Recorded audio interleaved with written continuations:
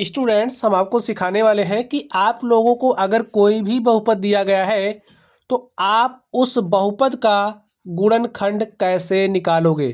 देखिए, हमने यहाँ पर एक क्वेश्चन लिया है और इस एक क्वेश्चन के माध्यम से हम आपको गुणनखंड से संबंधित, अगर आपके पास द्विघात बहुपद है तो कैसा भी द्विघात बहुपद है आप उसका गुणनखंड निकालना सीख जाओगे।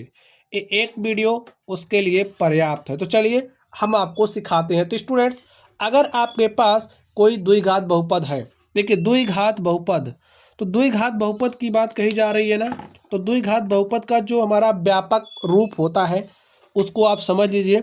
द्विघात बहुपद का व्यापक रूप हमारा होता है A X square plus B X plus C. A जो सी है, ए हमारा अचर पद होता है, ठीक है। अगर इस बी की बात करें तो बी एक्स का गुणांक है, क्या है, एक्स का गुणांक। देखिए अभी गुणनखंड करोगे तो ये जो पद हैं इन पदों की जरूरत पड़ेगी। यहाँ पर ए क्या है, एक्स स्क्वायर का गुणांक है, समझ गए। अब देखिए ये जो आपका बहुपद है, इस बहुपद को आप लोग इस फॉर्म में राइट करिए। कैसे लिखोगे, ध्यान से देखिए, 6x स्क्वायर, यहाँ पर प्लस है तो प्लस लिखिए, तो आप क्या लिखोगे, -7x, क्योंकि प्लस माइनस को गुणा माइनस, तो जो यही है वहाँ वही भी यहाँ है, ठीक है। आगे देखिए, यहाँ पर प्लस है तो प्लस लिखिए और ब्रैकेट में ऐसे -3 लिख दीजिए। अब अगर हम आपसे यहाँ पर पूछें, आप बताइए एक्स स्क्वायर का गुणांक क्या है, तो आप क्या बताओगे। एक्स स्क्वायर का गुणांक 6 है। हम आपसे पूछें एक्स का गुणांक बताइए क्या है, तो एक्स का गुणांक देखिए, अब 7 नहीं बोलना गलती से भी, -7 है। सी बोले अचर पद क्या है, तो अचर पद हमारा -3 है। इतनी बात आप लोग समझ गए होंगे। चलिए अब हम लोग गुणनखंड करते हैं। देखिए गुणनखंड करने का जो पहला स्टेप है, पहली सीढ़ी हो, क्या काम करोगे, जो आपका अचर पद है, अचर पद क्या है, -3, तो लिखिए -3, अचर पद को गुणा करोगे एक्स स्क्वायर के गुणांक से। बात समझ गए। तो एक्स स्क्वायर का गुणांक है 6, तो एक्स स्क्वायर के गुणांक से हमने गुणा किया तो हमें क्या मिला, देखिए 6 गुणे -3 करोगे तो -18 आ गया। प्लस माइनस का गुणा माइनस होता है, 6 3 18, -18 हो गया। अब दूसरे स्टेप में क्या करोगे, जो आपको गुणनखंड मिला है उस गुणनखंड, भाई आपने -3 और 6 का गुणा किया तो जो आपको गुणनफल मिला है, ठीक है, जो आपको गुणनफल मिला है उस गुणनफल को दो, उस गुणनफल का आप गुणनखंड करिए। तो कैसे करोगे, देखिए -9 गुणे में 2, 9 दूनी 18, -18 हो गया ना। या फिर आप क्या करोगे, -2 गुणे 9 करोगे तब भी आपको -18 मिलेगा। और आप बताइए क्या इसके अलावा भी आप कोई दूसरा गुणनखंड कर सकते हो। जी हाँ, आप कर सकते हो 6 गुणे में 3, तो देखिए 6 गुणे 3 करोगे तो +18 मिलेगा, लेकिन आपको -18 चाहिए तो आप -6 गुणे 3 करोगे। या फिर आप -3 गुणे में 6 करोगे। अब आप लोग बताइए क्या इसके अलावा भी और कोई गुणनखंड कर सकते हो आप इसका, -18 का। हाँ, क्या कर सकते हो, देखिए आप ऐसा भी लिख सकते हो, 18 गुणे में -1 करोगे तब भी आपको -18 मिलेगा। आप ऐसा भी कर सकते हो, -18 गुणे में 1, तो इतना सारा गुणनखंड आपके पास आ गया। इसमें से हमें किसी एक का ही काम है, ठीक है, वो एक कौन होगा, एक कौन बताएगा।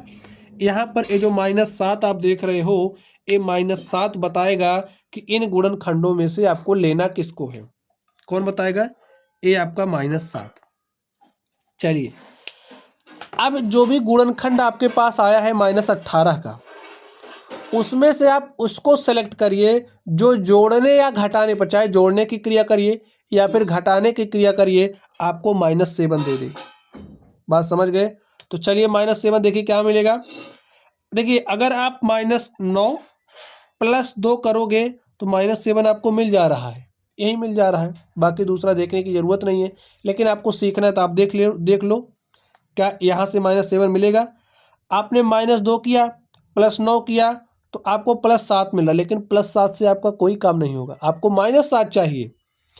अगर आप -2 -9 करोगे तो -11 हो जा रहा है, तब भी काम नहीं बनेगा। ऐसे ना तो इससे काम बनेगा, ना तो इससे बनेगा, ना तो इससे बनेगा, ना तो इससे बनेगा। आपका काम उसी से बनेगा जो आपको x का गुणांक दे दे, -7 दे दे। तो -7 आ रहा है। अब ध्यान से देखिए यहाँ पर क्या है, x है, तो ये जो -9 है यहाँ पर x लिखिए plus 2x is equal to -9x plus 2x आपको कितना मिल रहा है, -7x। बात समझ गए।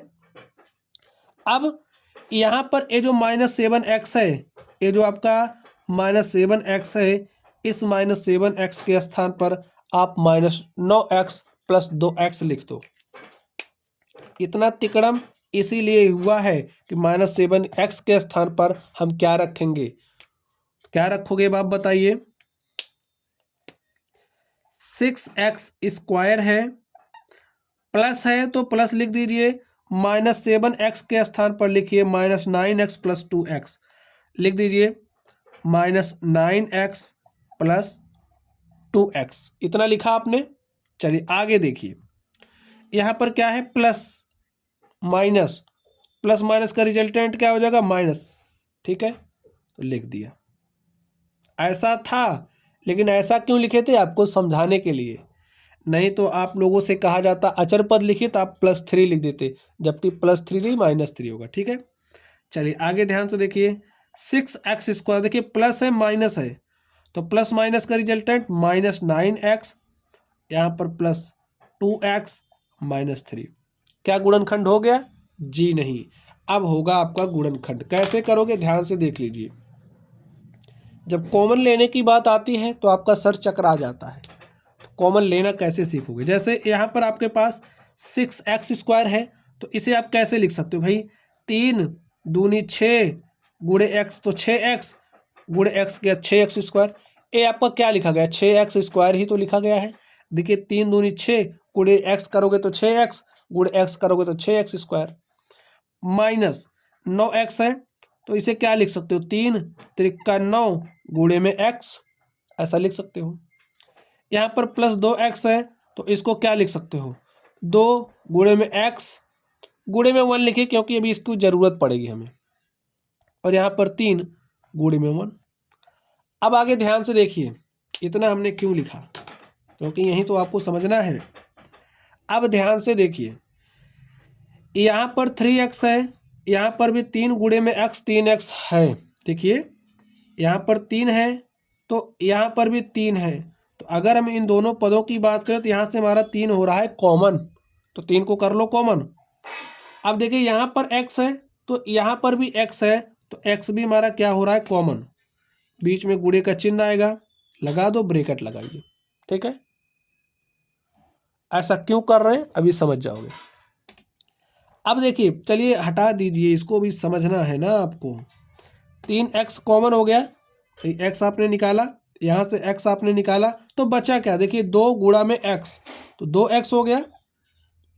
अब यहाँ से 3x निकल चुका है, तो बचा क्या, -3। अब देखिए यहाँ पर जो ब्रैकेट में आया है वही अगले ब्रैकेट में भी कॉमन होना चाहिए आपका। अब यहाँ पर आप क्या करोगे, देखिए यहाँ पर आपके पास 2x है, 2 गुणे x यहाँ पर नहीं है, यहाँ पर 1 है, तो यहाँ पर 1 इसलिए हमने लिखा। अगर आपके पास कोई संख्या है तो उसको 2 गुणे 1 2 लिख सकते हो, जैसे 3 है तो 3 गुणे 1 लिख सकते हो, 2x है तो 2x गुणे 1 लिख सकते हो, तो हमने इसीलिए यहाँ पर लिखा। देखिए 2x यहाँ पर है, 3 यहाँ पर है, कॉमन कुछ नहीं मिल रहा। जब कुछ नहीं कॉमन होगा तो 1 हमारा कॉमन होता है, तो प्लस चिन्ह लिखिए, यहाँ पर 1 लिखिए। अब देखिए 1 कॉमन निकाल लिए तो बचा क्या, यहाँ से 2x, यहाँ से माइनस और 3। देखिए जो इस ब्रैकेट में था वही यहाँ पर भी आ गया है। अब आप लोग एक बात और ध्यान से देख लीजिए, बाकी तो हो ही गया। देखिए इन दो, देखिए 3x गुणे में 2x -3 है, बीच में कुछ चिन्ह नहीं दिख रहा है, इसका मतलब गुणा है। ठीक है, तो 3x गुणे में 2x -3 है, यहाँ पर 1 गुणे में 2x -3 है। अब देखिए गुणे के साथ a वाला पद है यहाँ पर, और यहाँ पर भी है वही, तो इन दोनों में से a कॉमन हो रहा है, ये प्लस चिन्ह है ना, यहाँ पे 2x -3 यहाँ पर भी है, 2x -3 यहाँ पर भी है, तो 2 - x3 को कॉमन कर लो, 2x -3 कॉमन हो गया। तो बचा क्या, अब बताइए बचा क्या, देखिए 2x-3 निकल गया है तो बचा है 3x, लिखिए 3x। 2x-3 निकल गया तो बचा क्या है +1, तो +1 लिख दीजिए और यही हमारा क्या हो गया आंसर हो गया। तो गुणनखंड ऐसे ही करते हैं। तो सारी बातें भी आप लोगों की समझ में आ गई होंगी। तो चलिए स्टूडेंट्स, आप लोग पढ़ते रहिए। क्लास पसंद आई हो तो वीडियो को लाइक कीजिएगा, चैनल पर नए हो तो चैनल को सब्सक्राइब कीजिएगा। तो चलिए आप लोग पढ़ते रहिए। Thank you.